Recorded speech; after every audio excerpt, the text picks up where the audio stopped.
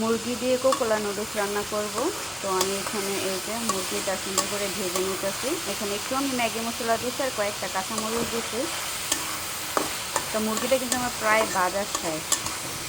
এখন আমি দিয়ে নেব সয়া সস। আমি এখানে পরিমাণ মতো সয়া সস দিচ্ছি। আর এই যে এখানে আছে পেঁয়াজটা দেব। এখানে মুরগিটার পেঁয়াজটা হয়ে গেছে। আর এই যে এখানে ডিমটা দিয়ে দেবো। একটু লাড়াতে মিক্স করো না, হ্যাঁ আগে বাজছে।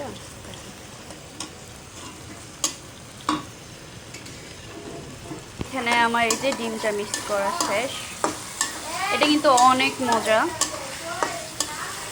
আর এই যে এদিকে কোকোলা নুডলসটার সাথে একটু পাস্তা দিছি। এখানে এটাও শেষ অলরেডি।